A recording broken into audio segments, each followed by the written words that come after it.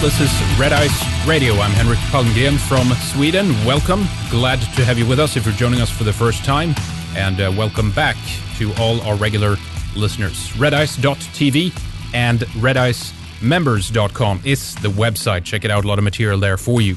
Our guest today is Colin Flaherty. He is an award-winning author of the best-selling books White Girl, Bleed a Lot, and Don't Make the Black Kids Angry.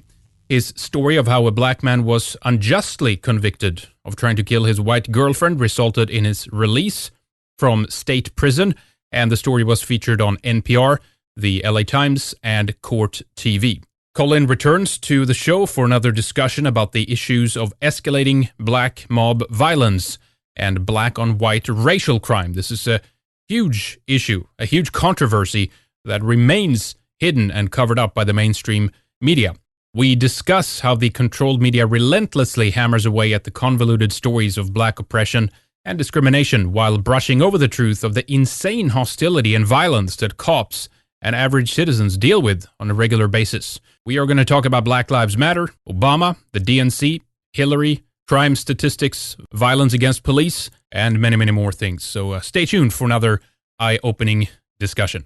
Welcome, Colin Flaherty. Great to have you back on the show. Hope you've been doing well since we last spoke. I think it's about probably a year ago, probably a little bit more since we had you on the show last time. Unfortunately, for people documenting black-on-white racial violence, business has never been better. That is true. I don't know who could argue with that, but I'm sure there are some people that would argue with that. Why don't we actually do that first then, Colin? Because, explain to us a bit what it is that you've spent the last few years talking about and trying to raise awareness of, because, we get newcomers all the time on the show. We shouldn't forget about them. If you were talking to an average liberal, let's say, in the U.S. or a democratic socialist in Europe, how would you explain to them what you've been trying to convey? I'd say on my YouTube channel and in my books, we do two things. One, we document the enormous level of black mob violence, black-on-white crime, and black criminality in America. Then two, at the same time, we document, not just say, we show how reporters and public officials ignore, deny, condone, excuse, encourage, and even lie about it. So I don't do a lot of causes. I don't do a lot of solutions because I'm dealing with a lot of people who say this doesn't even exist, or worse, they're saying the real problem is white on black violence. So I just produce a lot of videos, a lot of articles, a lot of books over and over and over that show there's something really, really wrong with black on white criminality in the United States. Well, how is that perceived, though? Because, obviously, if you were to look at the media, you would get a perception that basically we have a police force that is largely built up of white European Americans, and they're largely a machine that's built on systemic racism, that it's out there just shooting black people indiscriminately, right? That's the perception one would get if we look at the mainstream media in the U.S. Yeah, here's the perception is that if all you knew about what's happening here is what you learned from American media or even worse, European media, then you would know for sure that black people are relentless victims of relentless white racism all the time, everywhere. That explains everything. Especially why cops are always picking on black people for no reason whatsoever over here.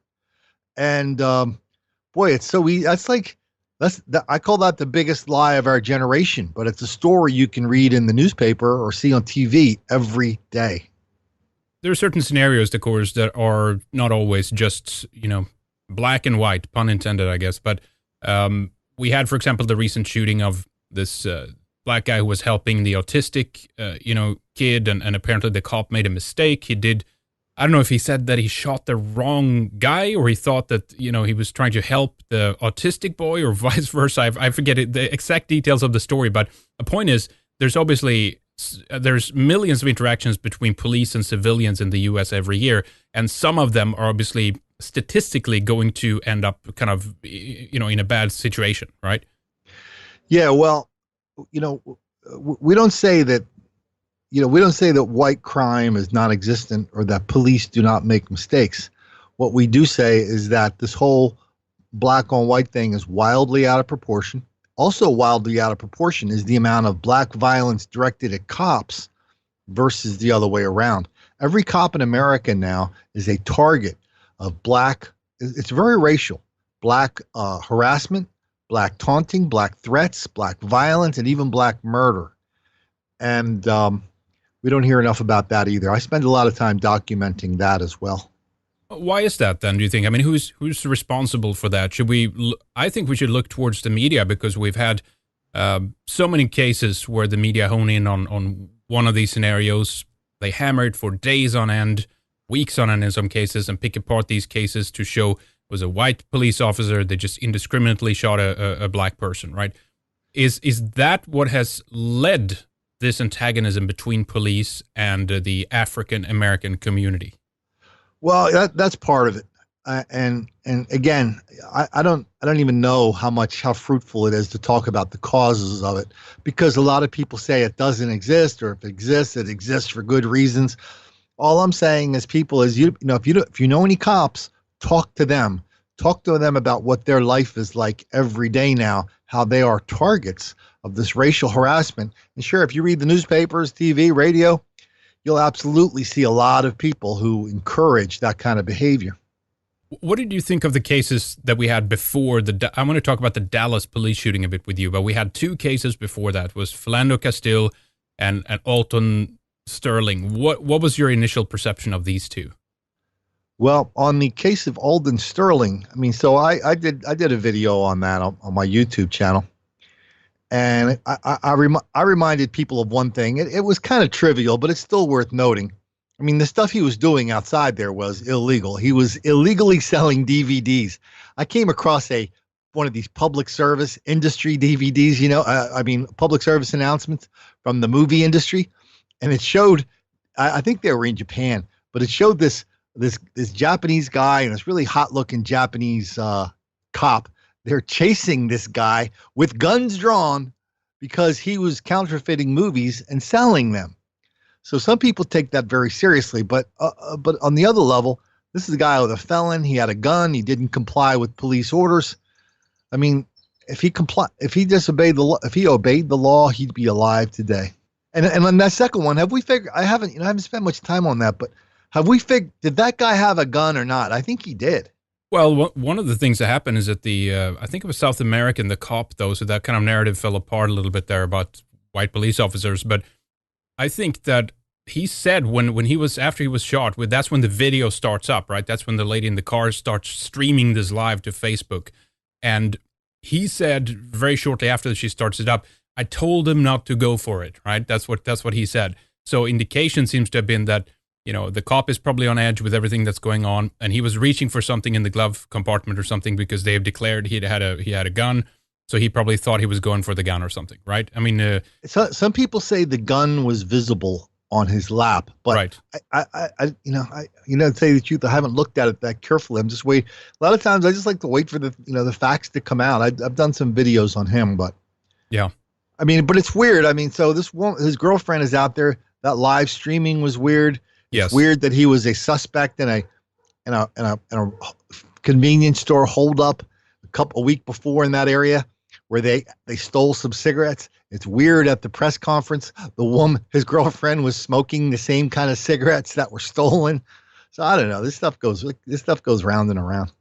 Yeah, I mean, there was some people that pulled out. For example, I forget which one was which now, but one was Crips and one was Bloods, apparently, of Philando and Alton. And I've seen Philando's Facebook page where he does display and talk about his affiliation with the Crips. Right, exactly.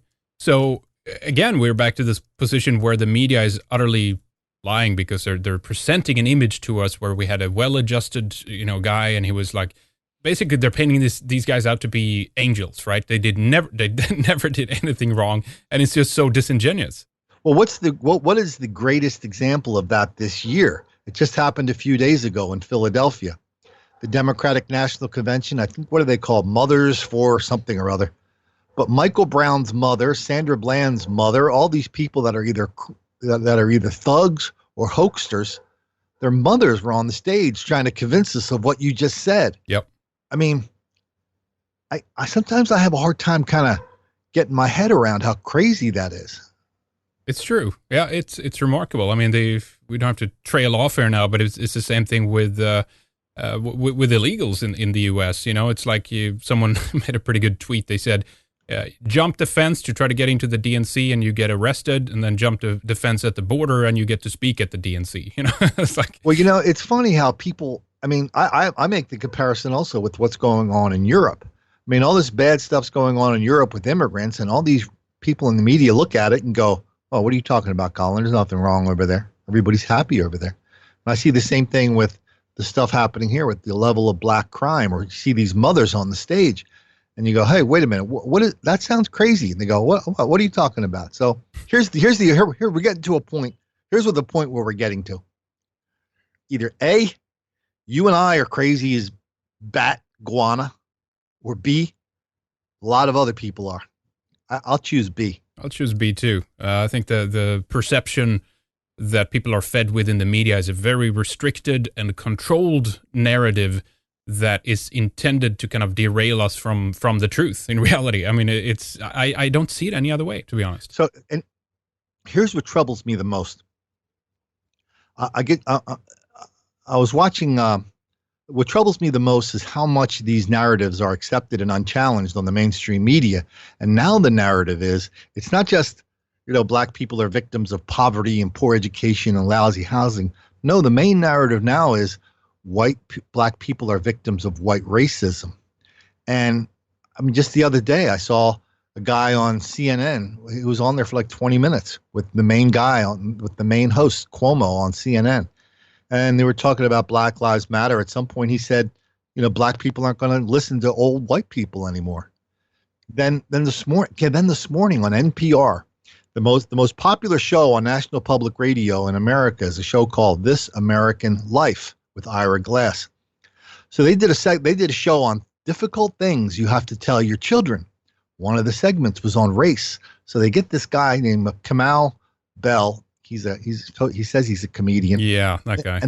And they go interview somebody else, and the guy's telling about how he taught his daughter at 5 years old about white racism, and he described with gusto and glee to laughter from everybody in that room how black people, he said, used to grind up glass and put it in the food of soldiers and cops so they would bleed to death. That was like the funniest thing these people had ever heard. Now, all of us have to deal with craziness and that kind of ignorance on a daily basis. But when it gets celebrated on a mainstream outlet like National Public Radio, all I have to say about that is what Bob Dylan said: the times, they are a-changing. Yeah, they certainly are. I've noticed that too. I mean, I have to say it's I've watched more CNN the last 6-7 months maybe than I ever have before, just as a study and see what actually goes on in the mainstream media narrative, if you will. And it's been very interesting to see that the dialogue that they have in the media is very much, I would say, it's close to a supremacist one from a black perspective. I always try to tell people that reverse the scenario, right? If you hear them talk about something that concerns, black people or like Muslims in Europe or Arabs or whatever, shift that around and look at it from the point of view of if they were talking either about, white people or trying to raise them up or whatever. Many cases, they would never accept a discussion to be handled and done in that way. I mean, you have, for example, agitators like Van Jones. They get prime time on CNN, talking about these things, or Angela Rye and these people who are very hostile, I think, on a racial level to white people. And this has now become the mainstream narrative on American television. What do you think about this? And so here's the biggest lie of all that they tell. So your buddy Van Jones will be on, or any of those other people. And it's amazing how easy this is to find. They'll go, you know what, Heinrich, we have to have a conversation about race.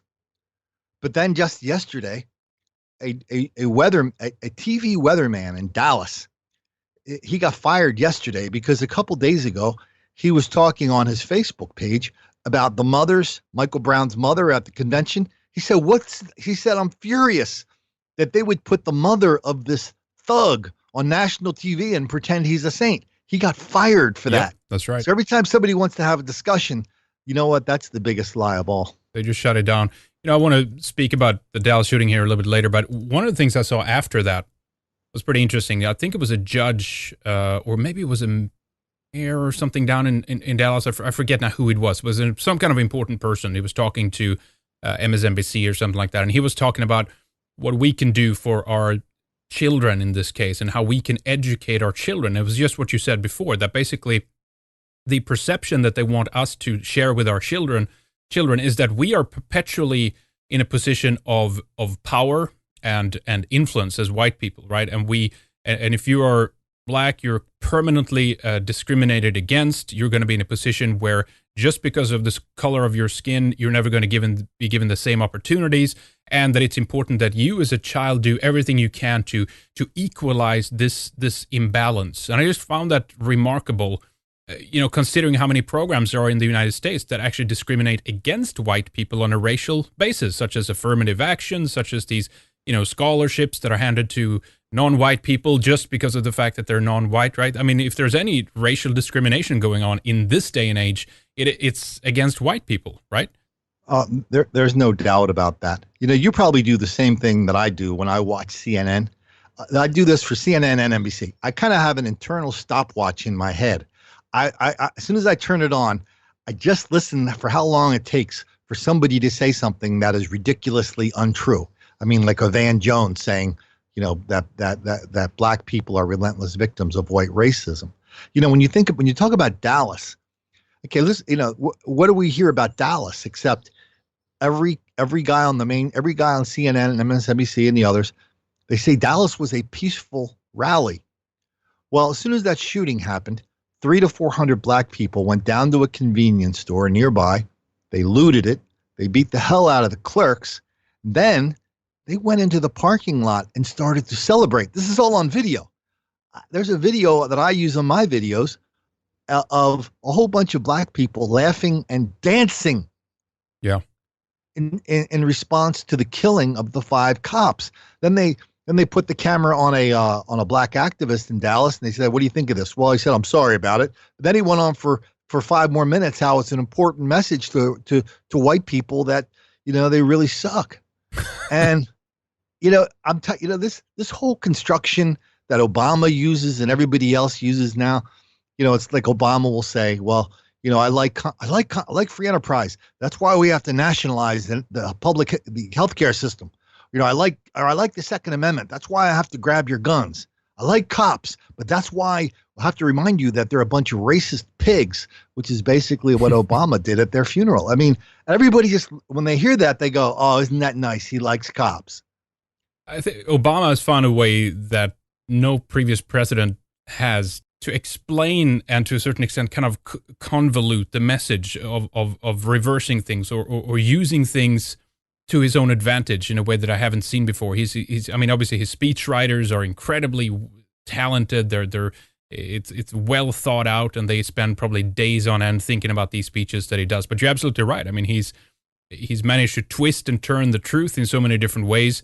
And I mean, he even has personal allegiance. I think he even invites, what's his name, Derry McKesson to the White House. The Black Lives Matter crowd is in the White House all the time, not just for Christmas parties. They're meeting with Loretta Lynch. I mean, it's no secret. That's the interesting part of all this. None of this is a secret, right? It's like they tweet it, they brag about it. There's the guy, Ta-Nehisi Coates, wrote a book called Letter to My Son. It's a huge bestseller last year. It was basically a book about how white people are always picking on black people for no reason whatsoever. This guy's been in the White House more often than Joe Biden, I think. Interesting. Did you catch the conversation that apparently was a leaked conversation on Twitter, but personal messages, I guess, between McKesson, one more girl who said she had ties with Loretta Lynch, and they were talking about instigating or bringing protests with Black Lives Matter to such an extent that it would actually shut down the upcoming election. Did you catch that story? I caught that, but I just never spent enough time on it to figure out if it was real. I mean, there's no doubt that somebody got into his account. I just don't know if it was real or not. That was a tricky. Did you follow anything about the DNC emails, by the way? Same thing there. I mean, there are tons of emails leaked.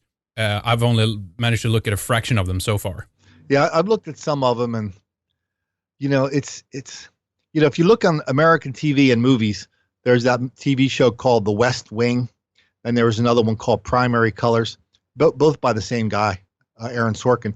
But the Democrats are always thoughtful and kind, and they're always having these long, thumb-sucking discussions about how are we going to do the right thing. That, of course, is a bunch of malarkey. But what is true is the picture you get from the emails. They're nothing but a bunch of petty and grasping and small-minded people, and that is there for the world to see.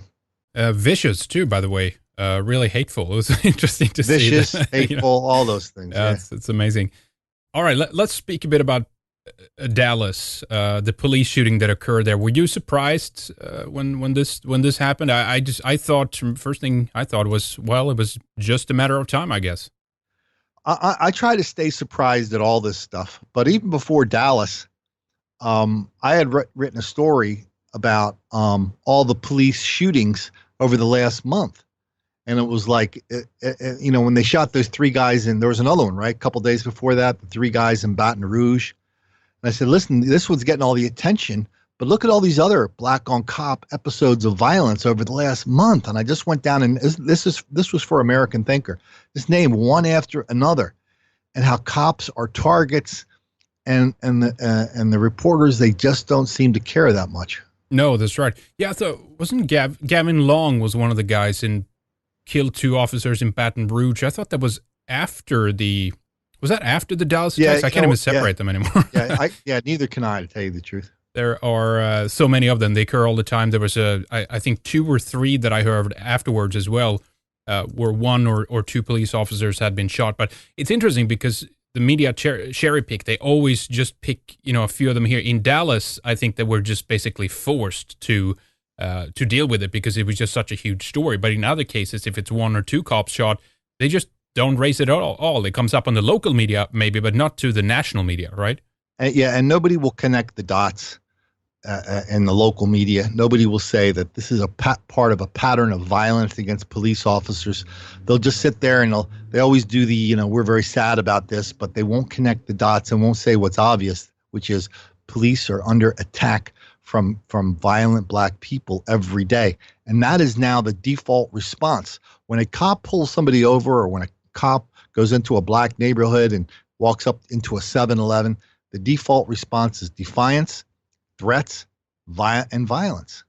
So many videos of that. It's true. I mean, one of the things they did after Dallas was to call for unity. That's one thing they always say. They say the same things after every one of these. Unity, we have to come together, we have to do all these things, right? But then the actions of the authorities and media combined is actually one that continues to drive wedges between these different groups and continue to exacerbate the already very tense situation. I always find that pretty interesting. For your European listeners, over here we define unity as, the call for unity is actually translated as, please ignore everything I just did to cause this event. And so, that's why what you're doing is so important. I mean, everybody has to do what they can to speak out and speak the truth here. And so you're speaking the truth, I'm speaking the truth. We have to find a way to do it in a way that people listen to us. And because there's such a mountain of denial, it's really going to take a mountain of people to take it down. Yeah, it's true. It's definitely true. I mean, one of the things that's kind of easy, I guess, to look at is the crime rates in Chicago, right? I mean, the weekend murder reports. I was just, I was fairly unaware of this, I have to say, until just a few years ago, and I didn't realize how bad it was. And I always wondered when I started to reading about that, why it was that these cases were never raised in the media. I mean, my God, this is an epidemic. There are other things occurring within society where if we have a couple of lives lost, we are practically asked to reform our entire society and change things on a systemic basis to make sure that these lives aren't lost in the future. In this case, with Chicago and many of these other big cities in America, where it's just out of control with the murder rates, you don't really hear that discussion, do you? No, and I have a lot of people, a lot of cops, law enforcement in general, active and retired, who come to my YouTube channel and read my books. A lot of them, especially in Chicago. And they're always sending me stories about what's going on in Chicago. And the story of Chicago is, today, the story is, it's not just black people killing each other now. It's black people moving into the white, not moving, not like with a moving ban, but just traveling into the white neighborhoods and practicing violence and mayhem and chaos there. Lots and lots Really? of people are, oh yeah, lots of people are moving out of Chicago now. It's very difficult to recruit cops. But because here's the true story of Chicago is the true story of lots of other chocolate cities across America. The people who run Chicago believe black people are victims of white racism. The black criminals are victims of white racism. And that's how they treat them. And they treat the cops as the predators who are practicing the white racism. And so if you listen to the council meetings, if you see the sentences people get for committing these unbelievable crimes, if you see how they treat the cops and the people who attack the cops, you'll see that the cops are the bad guys. The criminals, the black criminality people, are the good guys. I mean, I don't see how that's sustainable. I mean, this is going to lead to utter chaos. I mean, what if they got their will, right? Let's say that police started to dismantle. I mean, I think it's going to go in the opposite direction. We can talk about that in a minute. There are many people who are, very pro-gun, they're pro-liberty and all the, this kind of movement in America that are afraid of the militarization of the police. And this, of course, would be the excuse for it. But at this stage, at this early stage, it's in denial, and it seems to me that the authorities want to work in the opposite direction, where they want to dismantle the police almost. They want to make sure that they're not around anymore because they're the ones who are causing all the problem, right? But what would happen if they got their will? I mean, it would be chaos. It would be warfare, basically, right? Yeah, you mentioned Van Jones. It was Van Jones just a couple days ago on CNN. This is a favorite. It's funny. Like, nobody says something by themselves. So if Van Jones says it, it's chances are we've heard it before and we'll hear it again. But Van Jones's big thing now is that arresting people causes crime. Putting people in prison causes crime. Right. Yep. I mean, it's like some kind of crazy quantum reality, right? If you arrest somebody, that means this has an effect on the past that's going to cause the person to commit crime. It's insane. And I did a story, almost a year ago now, where I got a call from a Chicago cop. I get a lot of calls from cops, and he was saying, yeah, the sergeant told us we're going to have to depolice that neighborhood. I said, what? Yep. He said, yeah, we're depolicing it. That's the scariest thing I've ever heard in my life, that term. God. I mean, so what do they expect us to do? I mean, right, just roll on over and give up, right? Don't put people in, don't reprimand people, Yes. don't go after them. Yep. Yes to all of that. Isn't that, okay, I say that knowing that it sounds stupid to say that. I represent to you that is 100% true. Obviously, that must, at the end of it, then have an opposite effect, right? That it's almost, I mean, I don't know how much they think about these things. I mean, I think there's a big virus of like social justice warrior, sentiments within people's minds today. They've been largely programmed, as you say. They've gotten all their information fed by the mainstream media through movies for decades on end, which has created this one version of reality, which they're trying to kind of heal or repair because they see it as broken, right? But later on, one of the effects of all of this is obviously going to be an incredible increase in crime. And I think we're already seeing that in certain cities. I think it was Trump that actually referenced that in one of his speeches, right? He talked about the fact that crime is going up in many of these cities for the first time in many, many years. And this is going to continue to happen. And so obviously at the end of this, Colin, you're going to probably have a militarization of the police that we haven't seen before. Or what do you think is going to be the end result of this? Well, I think you're right about that. But I talk a lot about this and Don't Make the Black Kids Angry, and in a lot of my videos, this whole idea of crime statistics. They're not reliable anymore. The cops, in Baltimore last year, the mayor of Baltimore was bragging that, the buzzword is, we're not going to arrest our way out of this mess. So she was bragging that instead of arresting 100,000 people a year in Baltimore, they arrested 50,000. When Mayor de Blasio was sworn in as the mayor of New York last year, Harry Belafonte got up there and gave a really rip-roaring speech about how, we're oppressing all these black people by arresting them all the time for no reason whatsoever, and this is like police state. 2 days later, Bloomberg's top aide came out And he said, what are you talking about? We've been reducing the number of arrests by 30 to 40% per year. So now it's like an auction. They're trying to say how low they can get their arrest rate to go down. So the numbers, it's really not good to arrest somebody anymore. Front page New York Times story about 2 years ago. It was talking about how difficult it is to get a cop to take a police report in New York. They've been ordered, don't take them. We got to drive these crime numbers down. So you talk about, the buzzword is cradle to prison pipeline. So you talk about that. You talk about witness intimidation. You talk about stitches for snitches. You talk about Bronx juries, where black juries tend not to convict black defendants. And all of a sudden you've got all these things dancing around, circling the crime numbers, and the crime numbers, as bad as they are. I mean, black crime is what? 6, 10, 20, 50, 1,000 times worse than white crime, right? Depending on which one you're talking about. Really worse. But then you throw these other numbers on there, and as bad as they are, they're even worse. So these crime statistics, Obama talked about the crime stats the other night, and it's like he spent 7 years telling people we can't arrest kids in school anymore. I mean, there's some criminals in school. They're not arresting them. They're not even suspending them. And so you look at the numbers on school arrests. It goes, arrests are down. No, well, mayhem and violence is up. And finally, the teachers are starting to come out and say, we're not safe anymore. I've done a ton of videos, a ton of writing about how teachers are victims of black violence over and over and over in schools, and it's all on video. They're coming out and talking about it. I mean, in Baltimore, 4 teachers are assaulted every day that we know about. Yeah.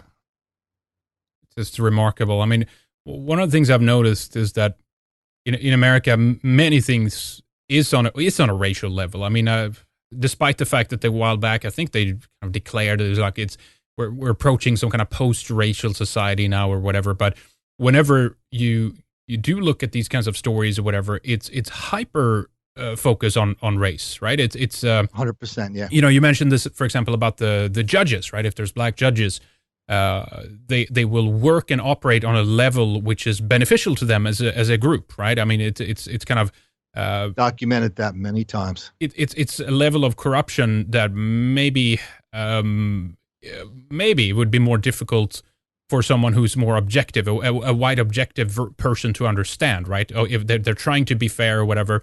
But if you have this image that they have been given, an idea that you're permanently discriminated against, right? Then they, as black people, will have to do everything they can to kind of balance that, right? Balance that imbalance. So to a certain extent, they see it as justified, whether it's right or not, perhaps. I mean, there was a case in Louisville. See, I like just talking about stories, right? So what you said, an example of that is in Louisville last year, 2 black people were on trial for a very nasty home invasion of a young couple and a 3-year-old girl. So they got convicted. And so they did, here we do victim impact statements. So they read the mom's statement. The mom said, my daughter is now afraid of black people because of the horrific things that happened in our home. The judge stopped the proceedings and he started reaming out the mom for saying that about her racist daughter. Yeah. And there are these criminals sitting in the same room. One of them eventually ended up getting off on probation. The other one did a couple years. But this is the same judge that does that stuff all the time. He has dismissed juries if there were not enough black people on the jury. So I was talking. You were talking about this post-racial thing. I was talking to a reporter, a writer for the Nation of Islam's newspaper. It's called Final Call. And he said, well, Colin, you're probably one of those white guys believe we're living in a post-racial society. I said, no. The United States is the most race-conscious country on this planet. I mean, we talk about black churches, black colleges, black TV, black radio, black newspaper, black music, black culture, thousands of black institutions. But when you come around and go, hey, what's up with that institutionalized level of black crime? The same reporters look at you and say, I don't know, Colin. I'm colorblind. Exactly. So it's kind of crazy. That's true. It's true. And then it's funny too, because, you can't even form a white student union without there being a national outcry. So here's right? the thing. Here's the thing. So to me, this whole racial consciousness is collectivism, whatever your favorite word for collectivism is, socialism, whatever, I don't care. It's collectivism at its worst. In this country, our ideal, at least the ideal it used to be, is individualism, right? I look you in the eye and I take you for who you are. You take me for who I am, and that's all it is.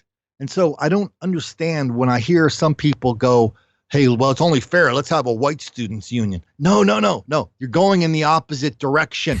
We have Right. to go in the direction of individual merit and ability, not this crazy collectivism that is nothing but a big con game. And I hear that a lot, and what I have to say about that is I think that in itself is a uniquely, it's a unique product of the Western mind. I think, if I'm honest about it, I think it's because we have an issue of biology, right? I mean that stands kind of in the way of us just seeing each other as individuals. If you have a group, I think there's a tendency of a kind of a natural attraction to that group, don't you think? Yeah, I understand that. Okay, I do. But I also understand a little bit of that goes a long way. And I also know that, like I was just talking about that Camus Bell. I just finished listening to him for 30 minutes on NPR. I just made a video out of it. I'll tell you what, that's going above and beyond the Call of Duty. But he's talking about how he's going to raise his kids, right? And he goes, well, this has made me more determined than ever. I'm going to talk to my kids about race and racism every day from now on. And, and so this is something that, and he has a white wife, by the way. Yeah, that is correct, sir. Yeah, so you know who he is. Yep. But I heard one of his bits. He's not really funny, right? No. But he does these tours. So he's talking about his white wife, and he goes, "Well, I got a white wife, but she's not one of those. She's not one of those angry, crazy white women who marry a brother just because they're angry at their daddy." Everybody in the audience starts laughing. So God. I don't know. It's weird, isn't it? Oof, yeah. Oh my God. All right. Well. Let's see here. One of the things I want to discuss with you a little bit is a bit more about Black Lives Matter. There was a petition a while back to actually deem this a terrorist organization. And actually, according to the definition of terrorism, it's the use of violence and intimidation in the pursuit of political aims. I guess it's quite a few groups that could be classified as terrorists if you take the definition at its face value. But what do you think about that? I mean, is it... Not that it would matter, I guess. I mean, they will continue to do whatever they want, but just as an idea for people of realizing what it is that they have done to this point. Well, how do you think we should deal with a group like that?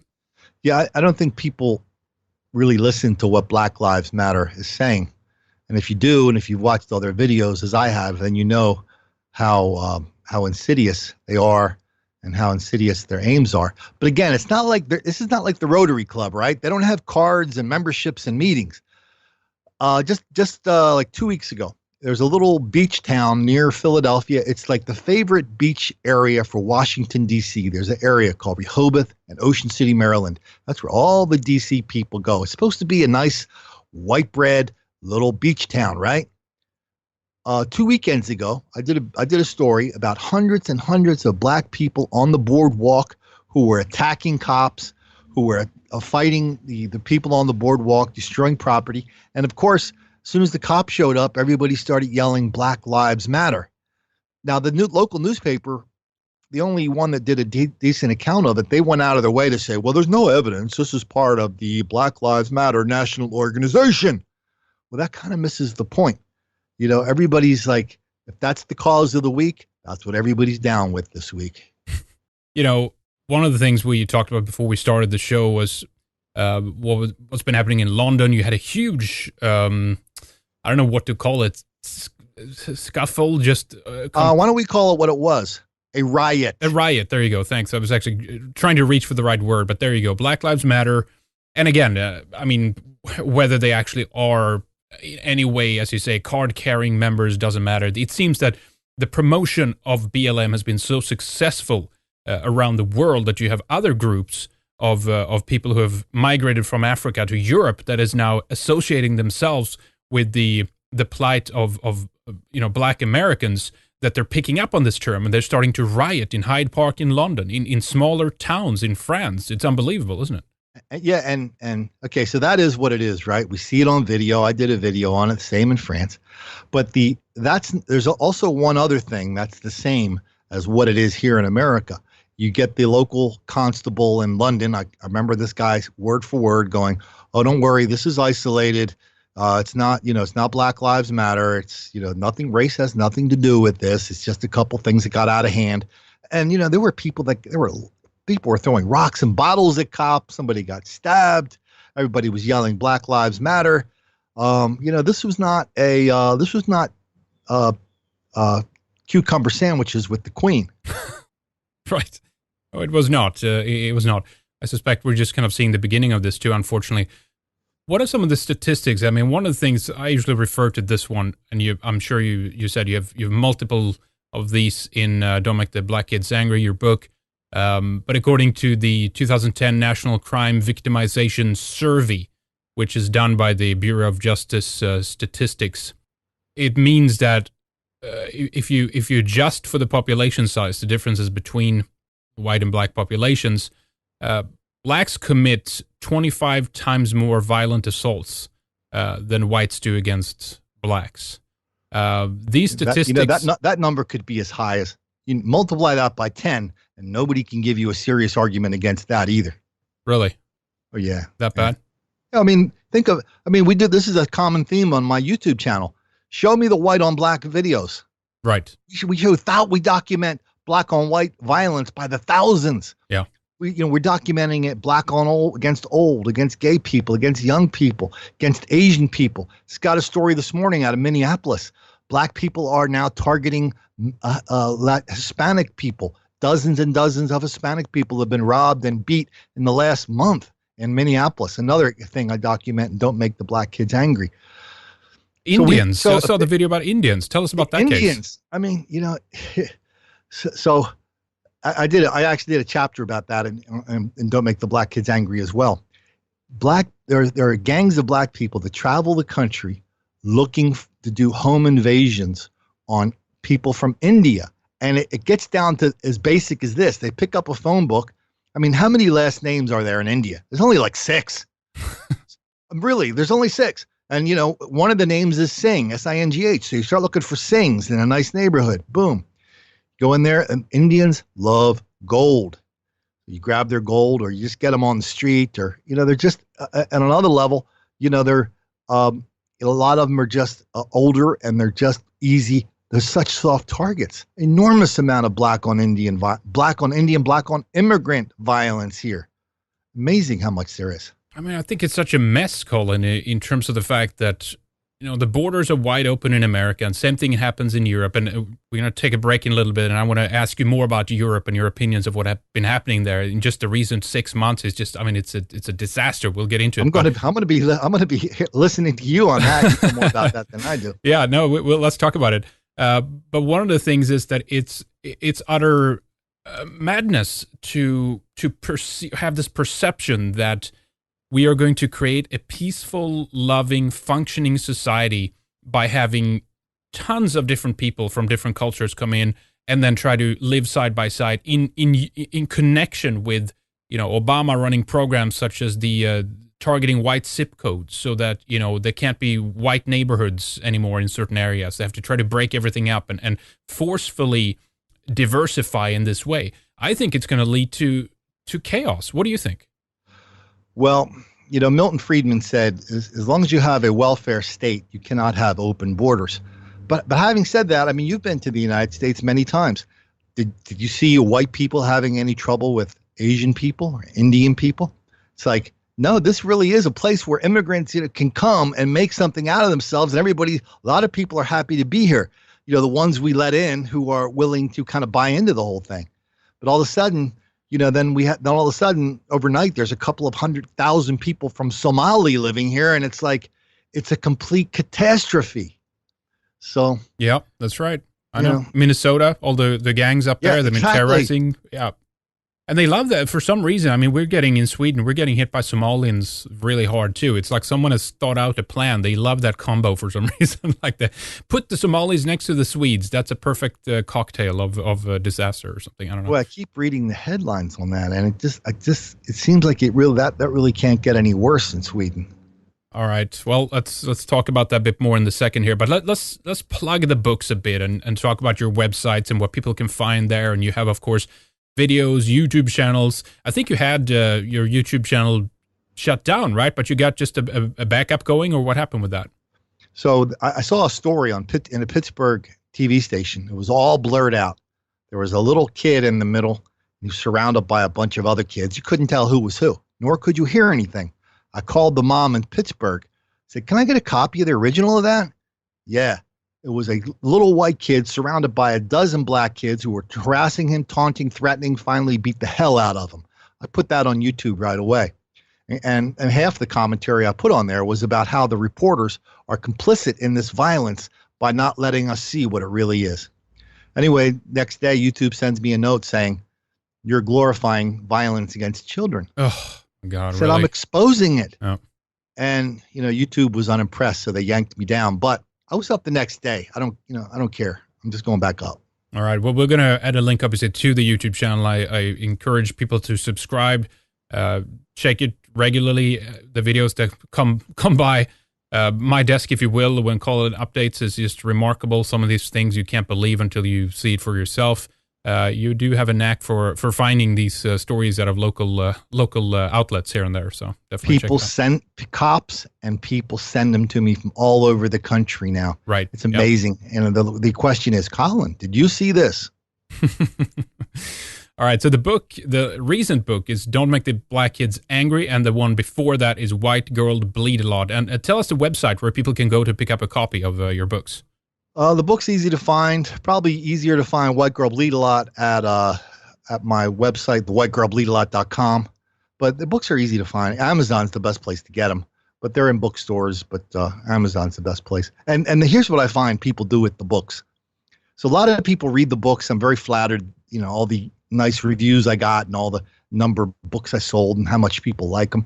But a lot of people, they actually buy two books because they take the second one to their next family gathering, and they find their liberal brother-in-law standing over in the corner. They take the book over there, they slam it on the table, and they say, "Read this, you no good SOB." I don't know if those books ever get read, but they get bought. Yeah, I was just going to say, do you hear anything back on that? I said, "Yep, I managed to convince another guy or something." Do you hear back from people? I tell you what I hear. I hear from a little bit on that. I hear that every day on YouTube. I hear people say, "Colin, when I first came to your YouTube channel, I thought you were a bad person making all this stuff up." But there's so much. I do 3 or 4 videos a day, and each one is worse than the next. I mean, and so that's where I get people going, "Colin, I owe you an apology." I get that a lot. Very good. The website is White Girl Bleed a Lot. I'll add a link to it. Definitely check it out, folks, and do take a look at the books and support Colin's work. We'll have links up to these on the website as well. We'll take a short break right here, then we'll be back with more in the second segment with Colin Flaherty. Stay tuned. We'll be right back. If you enjoyed the first hour, definitely stay tuned. We're going to continue for a second one at redicemembers.com. You will need to acquire a membership to continue to listen. That's how we do it here, since we are a commercial-free radio program. We are listener-supported. We also do a lot of video material. We have an exclusive live TV show for members on Saturdays called Weekend Warrior. And we have over 1,000 shows for you in our members archive. Definitely head on over there, redicemembers.com. Take a look in the archives. You don't have to be a member to browse around. As we continue with Colin in the second segment, we discuss the media agenda of painting whites as oppressive racists. And Colin gives his take on the Democrats and liberals' obsession with racial consciousness. We discuss militarization of police forces in response to increasing crime waves in the large cities. And then we focus on Europe's ongoing struggle with Islamic terrorism as migrants pour into welfare-generous countries like mine, Sweden, but also to Germany, England, Norway, France, and many, many others. We also talk about the successful promotion of Black Lives Matter in the American media, because now it's spread both to England and France, that now has its own branch of BLM. We talk more about that. Go to redicemembers.com, sign up, and tune in. You can stream or download any of our previous shows. You can watch our live shows, see our exclusive video versions of some of the interviews that we do, and get access to everything that we've done back to our start in 2006. On Wednesday, we'll be back with the 314. On Friday, we spend an hour with Richard Spencer. And then on Saturday, we have our live show. Don't miss it. We will speak to you after the break. Thank you for listening and for your support and helping to spread the word about the broadcast. Stay tuned.